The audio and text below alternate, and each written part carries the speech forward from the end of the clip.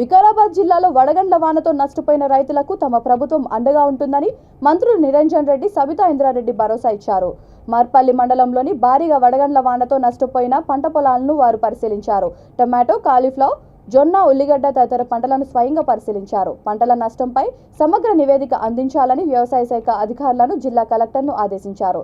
మంత్రుల వెంట రైతు బంధు సమితి రాష్ట్ర అధ్యక్షుడు ఎమ్మెల్సీ పల్లా రాజేశ్వర్ రెడ్డి, పార్టీ జిల్లా అధ్యక్షుడు ఎమ్మెల్యే డాక్టర్ మెతుకు ఆనంద్, జిల్లా కలెక్టర్ నారాయణ రెడ్డి, ప్రజాప్రతినిధులు, అధికారులు, నాయకులు, కార్యకర్తలు, రైతులు తదితరులు పాల్గొన్నారు. లోపల ఉండేటువంటి బెండు కూడా రుచికరంగా ఉంటుంది. వానకాలం సొప్ప కంటే యాసంగి సొప్ప తీపి ఉంటుంది. అందుకని యాసంగి సొప్ప కాస్ట్లీ.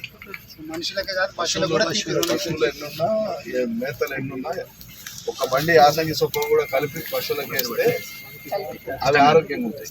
మనకి ఇట్లా వీకెండ్ నాన్ అట్లా యాసంగి సొప్ప ఉండాలి పశువులకు. అందుకని రైతులు అనాదిగా యాసంగిలో కొంచెం అన్నం సొప్ప వేస్తారు.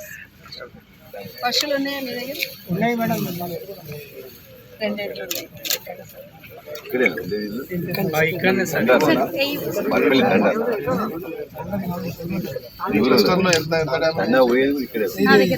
ఇదే సార్ నా దగ్గర ఎక్కువ 70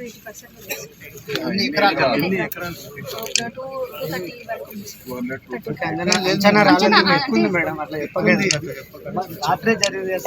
అంటే ఇంకా మొత్తం అన్ని విలేజెస్ అగ్రికల్చర్ ఎంత పంట ఇచ్చిండ్రు, ఎంత పంట వేసారు, జవారు, ఇదంతా అని చెప్పి డీటెయిల్స్ అన్ని ఉన్నాయి.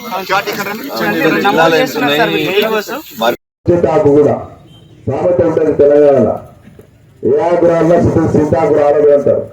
అంటే కొంతమంది డబ్బులు ఈయననే ఉంటారు. ఏదైనా మాట చెప్తే ఈ ఎవరు చెప్పినా వినారు, మొండైనా అనుకున్న కాదు ఏమంటారంటే ఏ ఆకురాల్లో సింతాకు రాలేదా అంటారు. అట్లా ఈయన సింతాకు లాగంటారు. అంత మొండి ఉండే సింతాకు కూడా మొత్తం రాలిపోయింది వడగలవాని. అంటే దాని తీవ్రత మనకు అర్థమవుతుంది. ఈ 10-12 గ్రామాలలో ఉన్నటువంటి పరిస్థితి ఇది మొత్తం రాష్ట్ర వ్యాప్తంగా లేదు. ఆందోళన పడ్డట్టు ఎవరు కూడా. ఇది కేవలం 10-12 గ్రామాలలో దీని ప్రభావం ఉంది.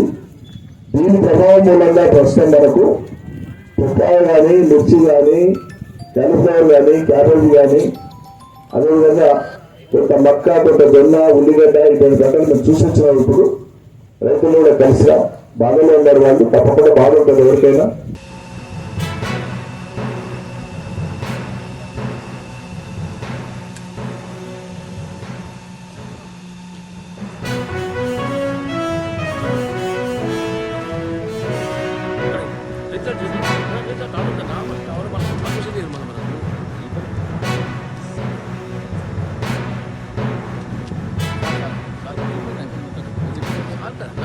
కొద్దిగా మా మాట